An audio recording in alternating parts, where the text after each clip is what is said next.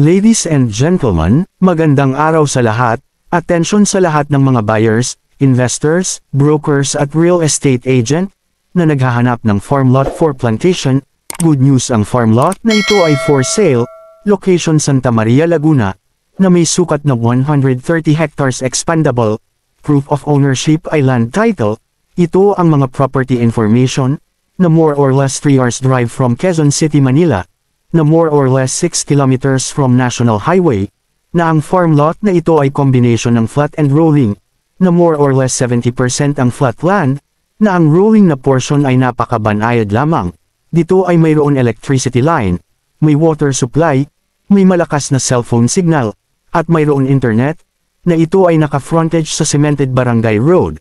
Ang kagandahan sa farm lot na ito ay mayroon ng mga tanim ng iba't ibang mga prutas, na ating babangitin kung ano-ano ang mga tanim, na ang mga dalandan dito ay napakarami, ay mayroon pang iba tulad ng coconut trees, mango, sampalok, santol, rambutan at mga lansones, na ang distance sa mga sumusunod ay more or less 3 kilometers. Municipal Hall, Town Proper, Public Market, Church, School, Minimart, Resort at Camping Side, na malalapit din sa mga subdivision. Ang property na ito ay the best sa mga sumusunod na project, plantation, pasture land at napakagandang investment. Ang lugar na ito ay mayroon mapayapa na peace in order dahil napakalapit sa Camp Kapinpin, Tanay, Rizal. No pollution and fresh air na nangagaling sa Sierra Madre Mountain, na mayroon malamig na klima galing sa Little Baguio, Infanta, Quezon. Para sa kaalaman ng mga investors at buyer na ang Santa Maria, Laguna ang rice bran area ng Laguna, na ang national government ay mayroon ongoing bypass highway na ginagawa from Alabang to Mabitak, Laguna, na ang bypass highway ay dumaan sa Laguna Lake, na kung tapos na ang bypass highway nas 15 minutes drive na lang from Alabang to Mabitak, from Mabitak, Laguna papunta sa site more or less 6 kilometers distance.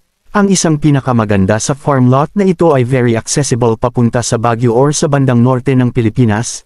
Dahil noong year 2022 ang nagimulang gawin ang bypass highway mula sa Atimonan, Quezon patungo na Dengalan, Quezon na magdudugtong sa papuntang Baguio, ang bypass highway ay ginawa upang mabawasan ang traffic sa EDSA at mapadali ang pagbiyahe ng mga produkto mula norte patungong south ng Pilipinas. Para sa karagdagang impormasyon ay mangyari na mag-contact sa tao na nagpadala ng video na ito, na ang aming patakaran ay, hindi bale na walang benta, huwag lang maebenta, ang lupa na may problema.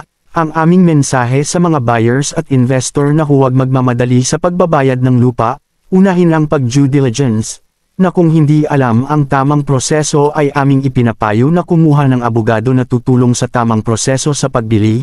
Sa mga buyer at investors na gusto bumili ng real estate property, kami ay maraming real estate property for sale sa mga lugar na ito: Bicol, Quezon, Batangas, Laguna, Rizal at Cavite, sa norte ng Pilipinas, Bulacan, Pampanga, Tarlac, Pangasinan, Isabela, La Union, Bataan, Nueva Ecija at Zambales. Sa mga naghahanap ng real estate for sale na katulad ng mga ito, kami ay mayroon sa iba't ibang lugar: poultry, piggery, fish pond, for memorial, beachfront, quarry site, mining, vacant lot for piggery and poultry.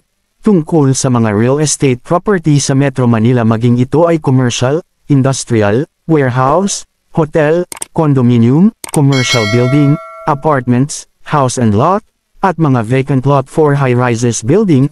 Happy viewing, peace and prosperity. Thank you for your precious time. God bless you all.